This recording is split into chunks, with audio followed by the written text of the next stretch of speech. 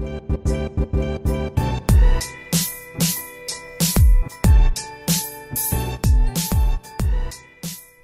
my dudes. Welcome back to Previously Gifted. Today's episode is mostly going to be about the Aziz Ansari allegations and kind of this entire Time's Up Me Too movement.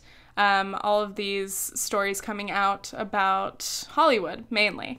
So that's going to be my primary focus because ever since I've been reading all of these stories and they're coming up so often, I just have a lot to say, and especially about this particular situation. There's so much to dive into. So hang on, it's going to be a pretty lengthy discussion this time, but I mean, obviously that's what we're here for. Welcome to the podcast. Before we get started, though, I want to give a big shout out to my Patreon supporters. I now have 5 permanent podcast sponsors. First, I want to give a shout out to Liz W206. You guys can check her out on Instagram or Twitter. We also have Jerome at Grizzly, spelled G-G-R-Z-Z-L-Y. That's on Instagram or Twitter. And then we've got good old Joni K. We've got Lily Dillon and Matt Barham. I'm gonna guess that it's pronounced Barham and not Barham. But yes, thank you guys so much. If you guys are interested in supporting the podcast, you can check out my Patreon, which is patreon.com/previouslygifted. And for those of you who are confused, why would anyone contribute? This is a free podcast. You're right. If you are able to, and if you really just want to become a big old supporter, you can donate. It is completely optional, but patrons do enjoy a little bit of bonus attention from me, as if that's something to pay for. But most importantly, I have bonus episodes that are posted only through my Patreon. So that's your whole, pitch about Patreon.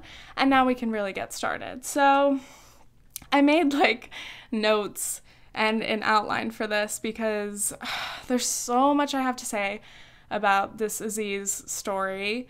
And Nathan and I were talking about it a lot yesterday, and then we were taking a lift home from the city, and we spent the entire 40-minute ride talking about it, and I feel bad for our Lyft driver if he wasn't down to be listening to a very passionate conversation about, consent and assaults and things like that. But so this goes without saying, this is a trigger warning for those of you who may not want to listen to anything about sexual assaults, etc. There's your warning. So first I'm going to go through this story. I've made some notes, so don't mind me checking these out. So there was an article/interview posted on a website called Babe of a then 22-year-old photographer from Brooklyn who basically met Aziz Ansari. In case you guys don't recognize the name, he was on Parks and Rec, and he has his own show called Masters of None, which is on Netflix. He actually just won Best Actor in a Comedy at the Golden Globes for Masters of None, so he's a pretty big deal, and I personally am a really big fan of his work. So, I'm sorry, I hit the microphone. I was really disappointed when this came out, but we'll talk about it, and we'll see how I feel in the end. So basically, this woman, her nickname is Grace, for the sake of protecting her identity. She met him at an Emmys after party. They texted, they arranged to meet up and go on a date. So back in September, they went out to dinner and they, talked. They went on a little walk. And then things, to me, reading through this, get weird right when dinner ends. She talks about how kind of abruptly the dinner ends. They're not even done with their drinks, and he, pays the bill and immediately is like, let's go. You want to go to my place? So she's like, all right, okay. So they head over to his place, and let me just check my notes. She remembers feeling uncomfortable at how quickly things escalated. So basically, immediately, within like minutes of getting into his place, they were kissing, and then he wanted her to get up on the counter, and he like went down on her, and it was all just like very, very fast. So that's the first point that she makes about feeling, sorry, I need to get my goddamn pen out of the way. What's the point of a pop filter if I'm just going to be hitting it with my pen, making additional noise? So that's the first time that she mentions, at least in this interview, that she felt uncomfortable. Within minutes, he said he was going to grab a condom, and she's like, hey, let's relax, let's slow it down, let's chill. And then he does this move where he jams his fingers in her mouth and then tries to finger her. And he does this repeatedly throughout the night, which to her was just a very aggressive and like just uncomfortable move, It's like something like that can be something that someone enjoys, but to her it was just so sudden and aggressive that, it definitely wasn't a turn on for her. So over the next few minutes, he repeatedly moves her hand to his dick, and, she'd move it away, he would move it back.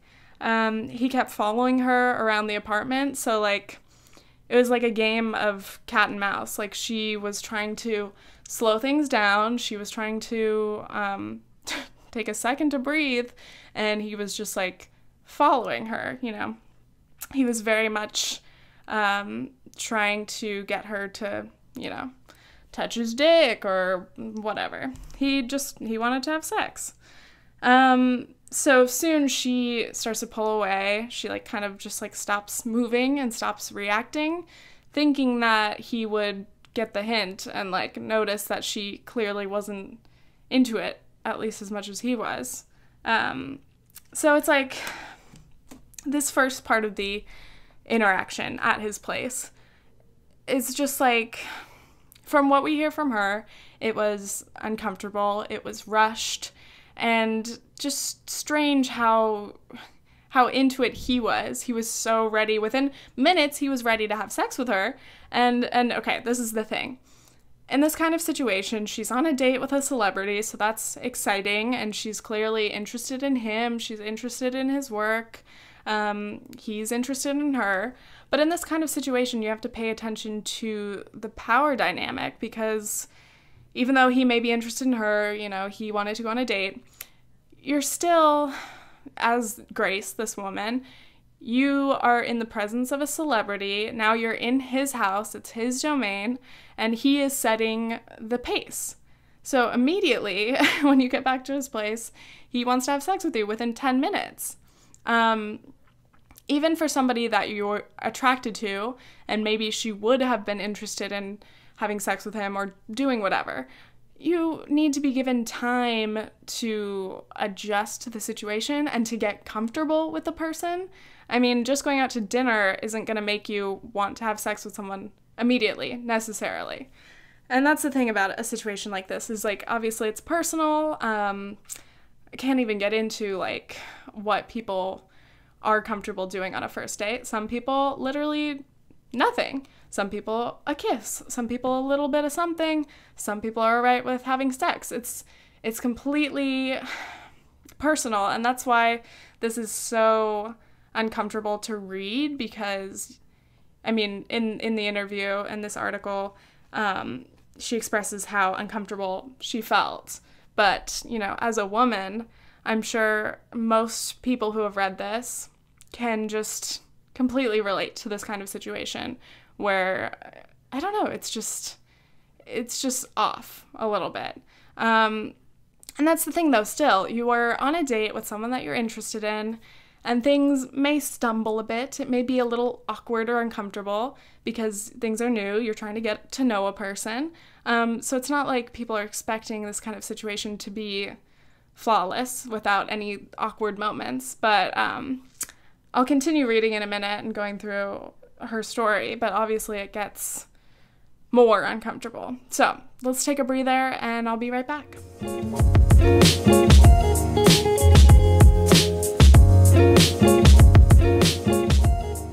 And we're back. This time I've got screenshots of the actual article, so I'm just going to read those.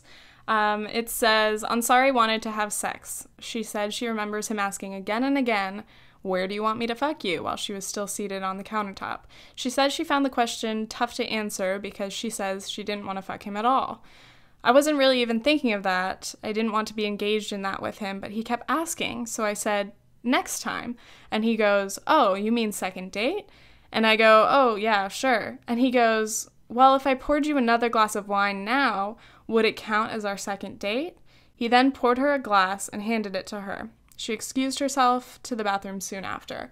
This part pisses me off so much because it's like, do you think you're being funny? I don't understand that, like, if I poured you another glass, would that count as a second date? It's like, it's so strange because, I mean, it's so weird to be reading this and thinking of Aziz because, again, I am a fan of his work, and I was a fan of, like, him as, you know, a woke person, or, you know, a feminist, because he's spoken out about a lot of these issues in public before. So to hear him or read about him acting like this is just like, it's icky. And then obviously he's just trying to get her drunk so that she'll be down to fuck him. That is problematic. It shouldn't even need to be stated that's problematic, but I'll talk about this a little bit later. But a lot of people, particularly a lot of men, don't find that problematic. It's like such a normal part of our dating and sex culture to ease everything with alcohol. But when somebody says, "I don't want to have sex now, maybe next time," and then you suggest more alcohol, that's not the answer. So, then he says, okay, so then she goes to the bathroom and she's in there for 5 minutes trying to collect herself, trying to calm down, trying to just even reassess, like, what is happening in the situation. So she comes back out. He asks if she's okay, and she's like, "Yeah, I just, you know, I want to take it slow," basically. So he says, "Okay, let's chill on the couch." I'm going to look at the next screenshot. Oh yeah, she said, "I don't want to feel forced because then I'll hate you, and I'd rather not hate you." So then they go chill on the couch, and she thought that he completely understood what she meant. He said, "Okay, you know, I want us both to be able to have fun. It's not fun if you're not having fun. Like, let's chill on the couch." So she was okay with that. And then apparently he instructs her to go down on him. And it's like, what? Like, she just told you that she wanted to take things slow, that she wasn't feeling comfortable. You say, "Let's chill on the couch," and then you want her to suck your dick. It makes me so mad. The quote says, "He sat back and pointed to his penis and motioned for me to go down on him. And I did. I think I just felt really pressured. It was literally the most unexpected thing I thought would happen at that moment because I told him I was uncomfortable." Now, in this situation, this is something people who are critical of this article are talking about. If she wasn't interested, why would she go down on him? Why would she give him multiple blowjobs? Why would she let him go down on her or finger her or whatever? And it's like, okay, again, in this situation, I'm assuming, again, you're on a date with someone that you might like, so there is a little bit of sexual tension there, and you may be interested. But again, you need to be consenting in every step of it, especially because this is a first date. So it's like, just because she was somewhat willing to engage in those sex acts doesn't mean that she didn't feel pressured to do it. Like, that's the issue. She felt pressured. And, God, I read so many tweets from people who just, like, don't understand. Anyway, we'll talk about that later. Let me get through this. Oh, God, this is the worst part. Soon he pulled her back up onto the couch. She would tell her friend via text later that night, "He made out with me again and says, 'Doesn't look like you hate me.'" So again, she had said, like, I don't want to feel forced because then I'll hate you.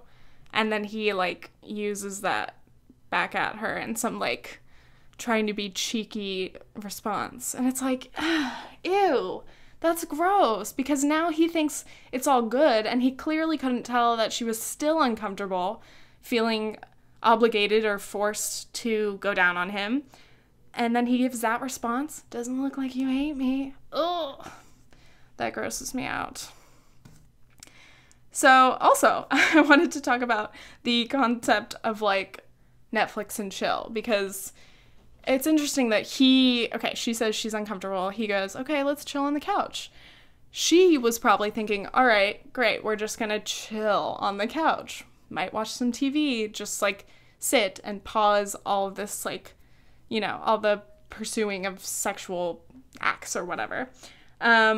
But I think he was thinking in more of like a Netflix and chill kind of way. Like, is it fucking for real that we cannot literally, we as in people dating, can't literally actually watch Netflix and literally chill? Like, Netflix and chill, I know the joke is that that's code for just like hooking up, but it's like, you know, like at a point there should still be the option to literally just watch something together and not get kissed or groped or have a guy try to force your head to his fucking penis, you know?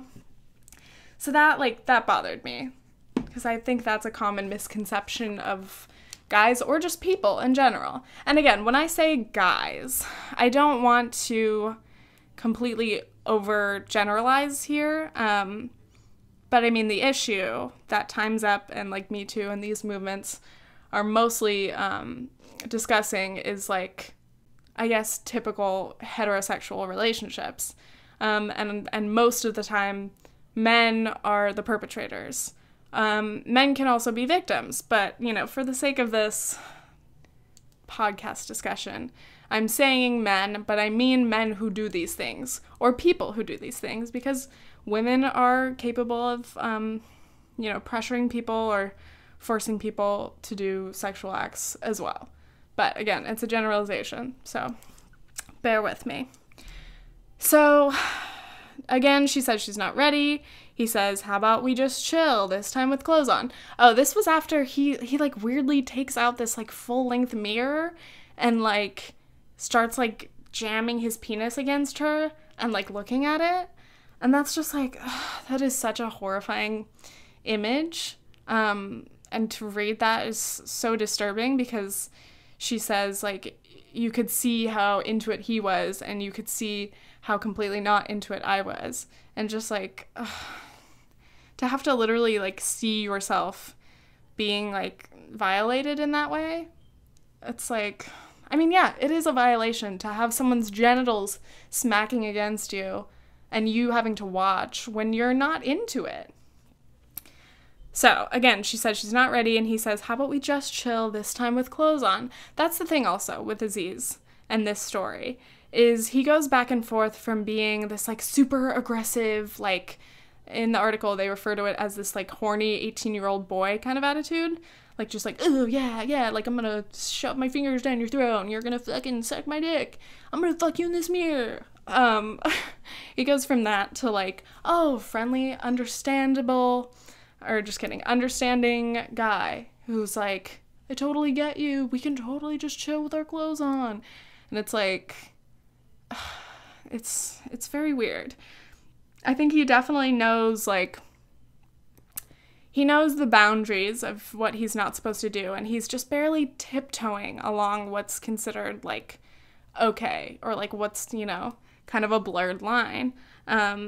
And then he knows these lines that are, like, the friendly, like, oh, I don't even care. We don't even have to hook up. We can just chill. So he keeps, like, pulling these out, but, like, alternating back and forth. And it's, like, very disconcerting.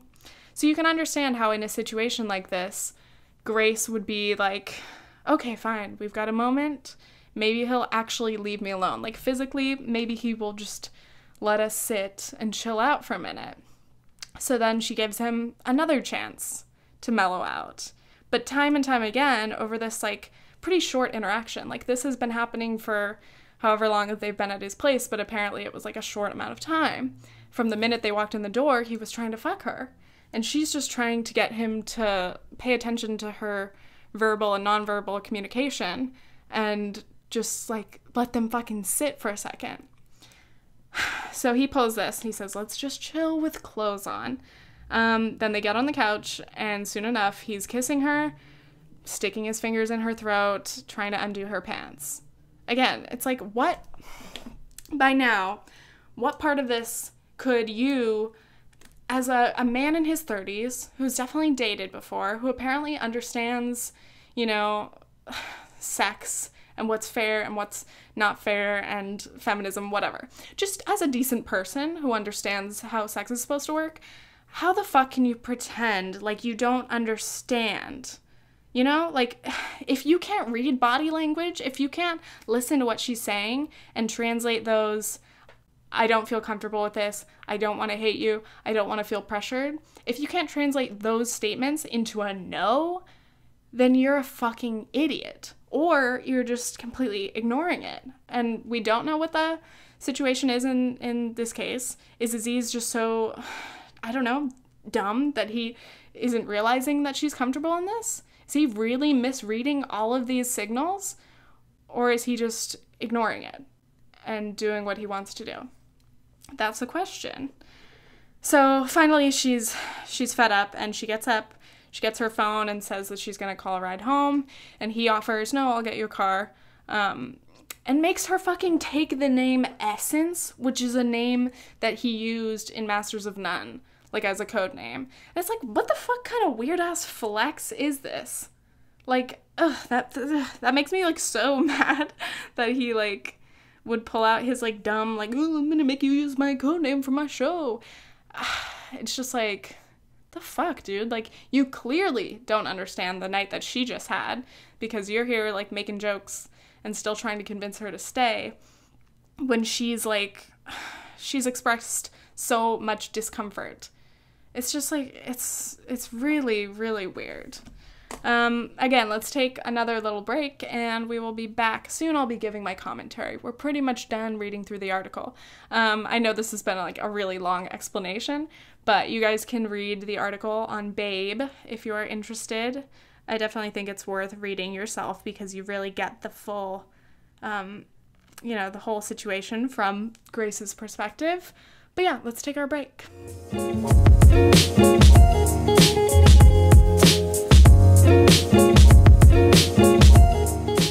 And we're back. So basically, in general, this date, this night, it was weird. She felt upset. She felt uncomfortable. I'm going to read another screenshot. She told Babe, I believe that I was taken advantage of by Aziz. I was not listened to and ignored. It was by far the worst experience with a man I've ever had. So I think that's an important conclusion to this article, this piece, because, again, I'm going to read like a lot of like critics, like people who are kind of more on Aziz's side and are blaming Grace as the victim. A lot of people are like, oh my god, if this is rape, then every girl's been raped or everyone's been raped. It's like, okay, first of all, you have to be careful with word choice. She never said that this was rape. I don't think she even referred to it herself as sexual assault.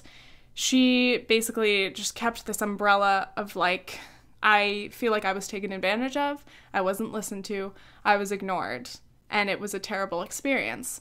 And so Grace texted Aziz, and, you know, he was like, oh, it was so nice last night, blah, blah, blah, and she's like, actually, I had a bad time, and I actually felt like you didn't pay attention, you know, etc. And he's like, oh, like, I'm so sorry, I had no idea, I must have misread things. To me, it's like, I feel like that text is just, like, playing dumb and, like, covering his ass.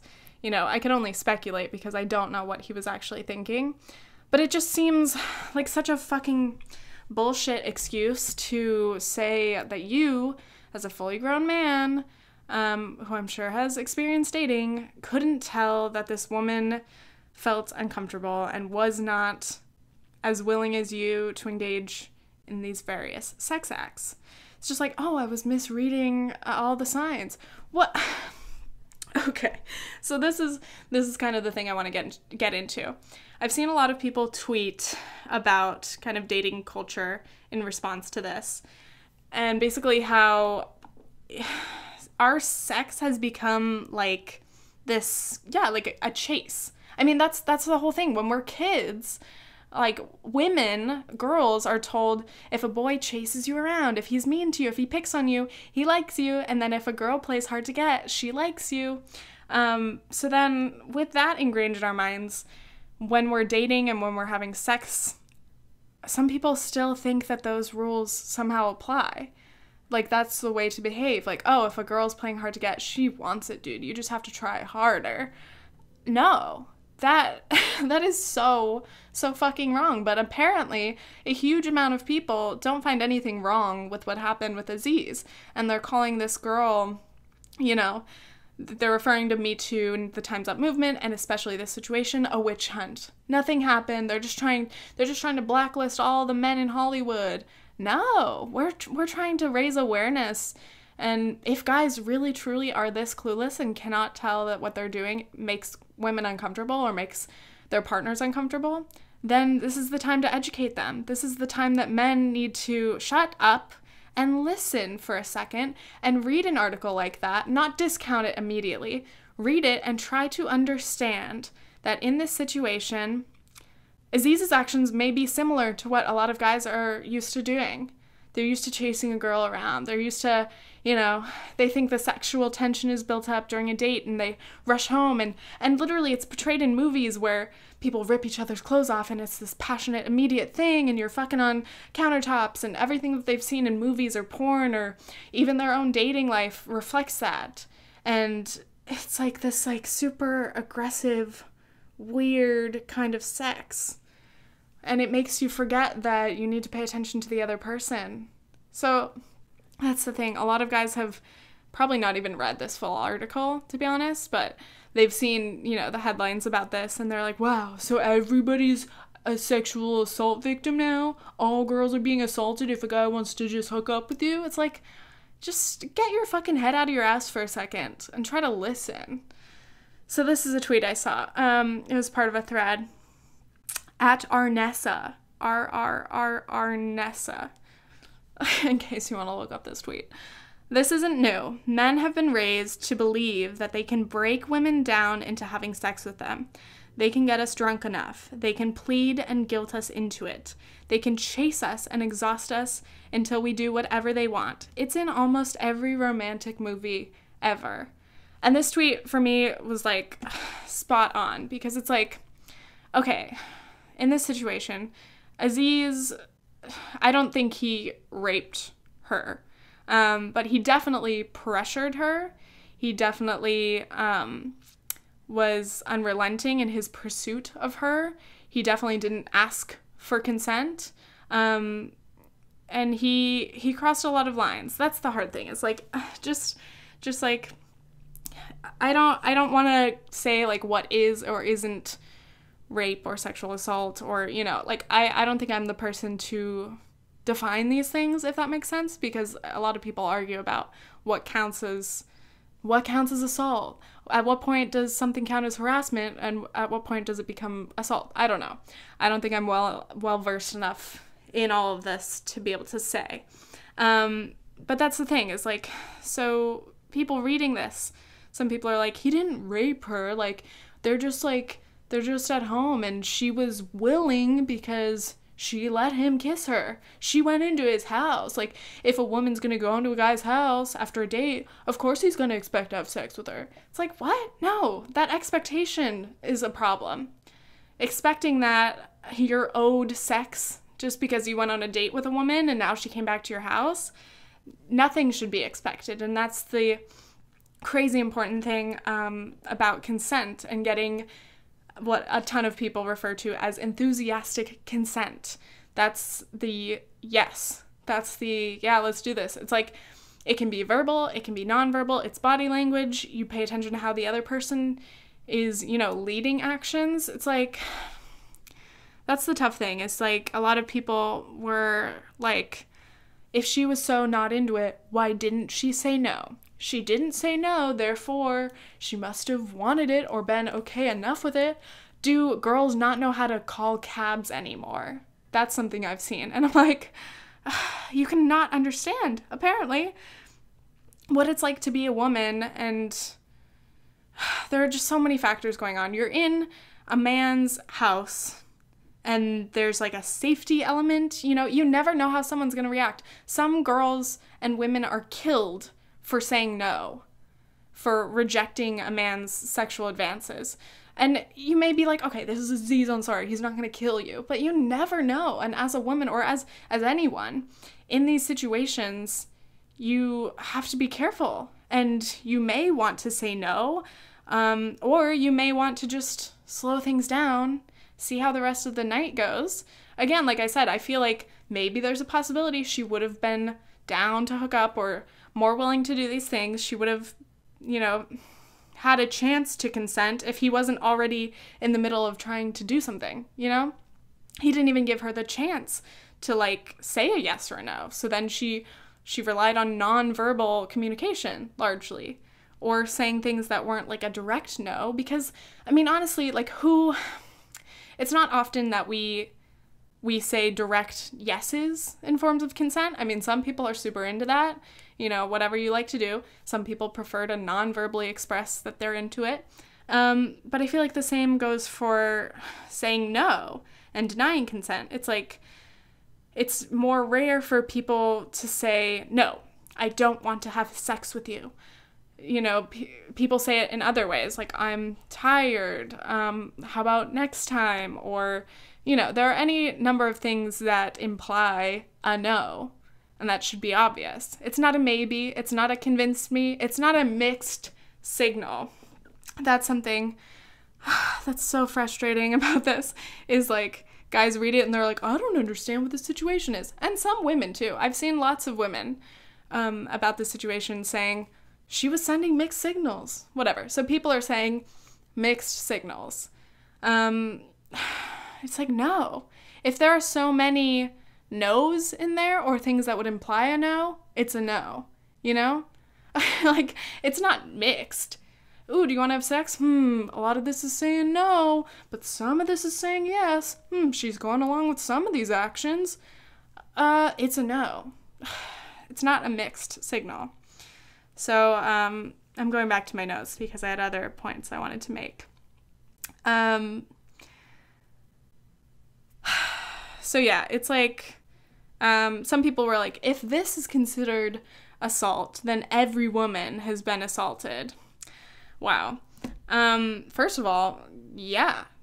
It's like, okay, whether you want to call this kind of situation assault or if you want to call it by some other name, the facts are that somebody is not consenting 100%. They're expressing uncertainty, expressing discomfort. It's not 100% consensual. So it's like, every woman has done this. Every woman has gone through this. Yeah, that's the problem. The fact that I bet most women who have been sexually active can agree that they've had a similar kind of situation. And that's terrifying, you know? Like, I have to say, like, I feel like when most of these stories come out, all I can do is share them. Because I mean, I don't have very many experiences, or anything that would lead me to say, like, me too. And I'm lucky. I'm fortunate that I have evaded, you know, any traumatic experiences like that. I don't think I've ever been sexually assaulted. But even then saying, I don't think, it's like, fuck. It depends what you consider assault. If you consider a situation like this to be assault, then maybe. But anyway, that's another issue. But so usually I feel like I don't have any of my own experiences to say I've gone through the same thing. But this situation, like, definitely, I absolutely understand, you know, men behaving this way sexually and thinking that it's fine, thinking that it's hot. Guys think that this, like, rough, hot sex is, like, the thing, but it's like, that's only from their perspective. It's all about guys being, like, the super masculine, aggressive ones, and girls just, like, being more submissive, and that may be cool and that may be hot if you're both consenting.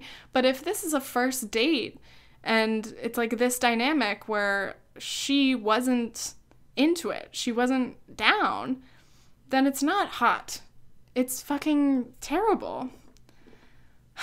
So anyway, I pretty much drove myself crazy, like, reading the tweets about this, because, I mean, I was retweeting a ton of them that I agreed with, and then there were just so many men, and like I said, some women who just, they wouldn't call this a credible situation. And that made me so mad. It's like, people saying, like, things like this are gonna ruin the Me Too Time's Up movement. Like, I'm all for women going against bad guys like Weinstein, but, like, this isn't sexual assault. We don't need to talk about this.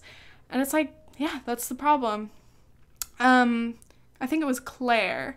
Claire tweeted me and asked me to talk about kind of the difference between situations like Weinstein and this. I mean, there is such a world of difference between, you know, the very, very, very worst, if you can rate, you know, sexual assault from worst to least painful. It's like, it's all painful, and I'm not trying to minimize that.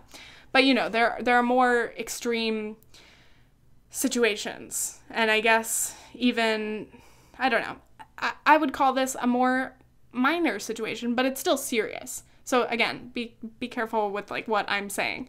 But it's like something like Weinstein, where it's like dozens of women came out and it was like 100%, you know, non-consensual. They were just being approached when they were just trying to get a job, and he lured them with his, like, power and trapped them in rooms sometimes. You know, those kind of situations where it's like they weren't on a date, there was no question, and then the women either protested or, you know, whatever. And then you get down to a situation like this Aziz situation that I would say is just more nuanced. Because again, some people see it as not a problem. They see it as normal. It's been normalized to have this kind of behavior. But it is nuanced in the fact that, yeah, there's so many factors in it, because she did agree, or not agree, I don't know. She did go down on him, she let him go down on her, they were kissing, so some of it was allowed and some of it made her feel uncomfortable, and a lot of it, you know, she wasn't enthusiastic about. And that's why it's a bit of a gray area, and it's harder for people to understand. And they say that a situation like this is ruining the movement because it's not as serious, or they don't see, you know, the problem in it.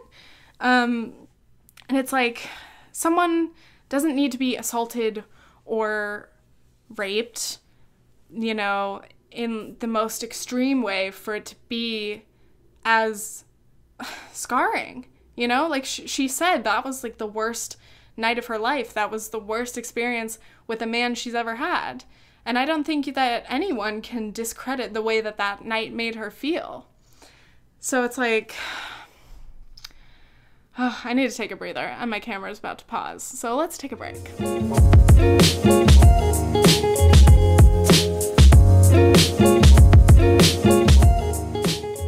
I kind of feel like I've been talking in circles, so sorry if I've been repetitive and stuff. It's just like, again, I've gone over so much with this in my mind and in conversation and in reading other people's tweets and, you know, articles about it that I'm just very scatterbrained, and there's a lot that's going on in my head. I wanted to take a second to read Aziz's statement, because that was one of the things when I was talking to Nathan about this. He's like, yeah, I read that, it's terrible, but I think we should wait until we see Aziz's statement, you know, because the trend, or what's been happening lately, is one of these accusations comes out, and then I think 99% of the time the guy admits to it, and says, yes, I have done this, I acknowledge it, I apologize. But Nathan was like, you know, it's possible that it's, you know, that he has something to say that will change the situation. So I was like, okay, let's wait. So his statement came out, and it says, in September of last year, I met a woman at a party. We exchanged numbers. We texted back and forth and eventually went on a date. We went out to dinner, and afterwards we ended up engaging in sexual activity, which by all indications was completely consensual.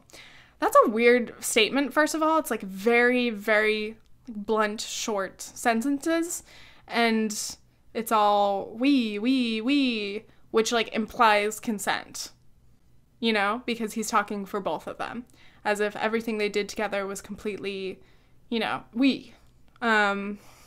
which by all indications was completely consensual. All indications. What indications do you need to realize that these were not 100% consensual? The fact that he would call, you know, all of her nonverbal acts and her, you know, turning away, moving his hand, saying she was uncomfortable, all of these things that she did, I would say are not indications of completely consensual sex acts. The next day, I got a text from her saying that although it may have seemed okay, upon further reflection, she felt uncomfortable. It was true that everything did seem okay to me, so when I heard that it was not the case for her, I was surprised and concerned. I took her words to heart and responded privately after taking the time to process what she had said. I continue to support the movement that is happening in our culture. It is necessary and long overdue. Aziz Ansari. This is just like a very weird statement. He's literally just saying, oh, I didn't realize what I did made her feel uncomfortable. I was surprised and concerned, and I took it to heart, and then I responded. He literally doesn't even apologize. It's just like, it's very, very strange. Like, I feel like he said the dead minimum that he could about this. He didn't add any new information. Literally all of that was, you know, it matched what she said in the article. So it's like, he didn't add anything else. So it's very strange. When I read that, I was like, this changes nothing. It's just like the same as when you read the text exchange between them, because it's up in the Babe article as well. You can see what she said and how he responded, but this statement gives nothing else. So I was like, I don't know how to feel about this. I mean, it definitely doesn't make anything better. It doesn't change anything at all. It's not much of a statement. Another thing, probably the last thing I want to discuss, is like, in a situation like this, sometimes the internet, Twitter, refers to people as being canceled, which is kind of annoying. It's overdone. But in cases like Weinstein, it's a huge deal, and it's major news, and it actually does make waves, and in some situations, the guys really do, like, have negative impacts on their career, and they are, you know, fired or something. You know, there are repercussions and there are consequences to their actions. In a case like this, it's like, again, I was/am a fan of Aziz's work. I like his comedy, but this does make me think slightly less of him. Do I think that he's all around a terrible person? No, but to know that this is probably how he behaves often in dating, that makes me uncomfortable. And the fact that I don't know, it's just like, it's again weird, because who am I to make any kind of judgment on a celebrity or someone I don't know's, like, sex life? But based on this information, it's disconcerting. And the thing is, we don't know if there's going to be more allegations against Aziz that, you know, contribute to the narrative or add to the narrative or change anything. This is all we have. We have one account from one woman and one meaningless statement from Aziz, which I think, I don't know. His statement kind of makes it seem like there's nothing else that'll come out. Because, you know, some guys, as soon as any word breaks, they try to be the first to, like, admit to it, you know? Like, if one thing comes out and they know there's a tsunami of accusations behind them, they try to jump the gun so that they get out ahead of all of those other statements. But Aziz's statement is kind of like, yes, that did happen. I didn't realize she felt uncomfortable, but now I've reflected on it. And it's like, It's definitely not comforting or anyway, you know? But, wow. So anyway, it's like, should something like this end Aziz's career? I don't know. Again, I'm not the person to say, but I think that it is problematic for people to, think that this movement, the Time's Up, Me Too movement, is about every possible wrongdoing canceling a career or like ruining a life. It's like, no, I mean, ideally, situations like this and this story in particular will be used to help people understand, maybe help other guys who don't realize what they're doing is so damaging, make them reflect on their own actions and change them and pay more attention to women and their partners in general, men or women, and consent. And pay attention, look for the things that imply no, because it's not always a big, screaming, resounding no. Sometimes it's just even a hand being pushed away, or, it can be anything. So, sorry for the kind of heavy episode today, you guys, but I think it was definitely important to talk about, and I'm glad that I finally got to chat it through, because I've had so much of this on my mind. Let me know what you guys thought about it in the comments if you're watching this on YouTube. If you're listening on iTunes or SoundCloud or something, leave a review. I don't know if you can leave reviews not on SoundCloud, but on Apple Podcast or Google Play. This is on Google Play now, I think. Anyway, I love you guys. Talk to you next time. Okay, thanks. Bye.